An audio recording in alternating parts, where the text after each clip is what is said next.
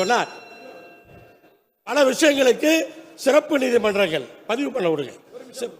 பல விஷயங்களுக்கு சிறப்பு நீதிமன்றங்கள் வச்சிருக்கிறோம். இன்னைக்கு இண்டஸ்ட்ரி பார்த்தீங்கன்னு சொன்னா இந்த டிஸ்பியூட்னால மூடப்படுற கம்பெனி நிறைய இருக்கு. டிஸ்பியூட்னால நிறைய கம்பெனி மூடிடுறாங்க, ஆர்பிட்ரேஷன் போறாங்க, ஒன்றும் நடக்க மாட்டேங்குது. அப்ப இந்த இண்டஸ்ட்ரி டிஸ்பியூட்டை தீர்க்கிறதுக்கு ஒரு சிறப்பு நீதிமன்றம் வேண்டும் என்ற ஒரு கோரிக்கை இருக்கிறது. அது என்னன்னு பார்த்து அதை தீர்க்கிறதுக்கான அந்த முயற்சிகளை செய்யணும். அதே மாதிரி நாங்குநேரி உறுப்பினர்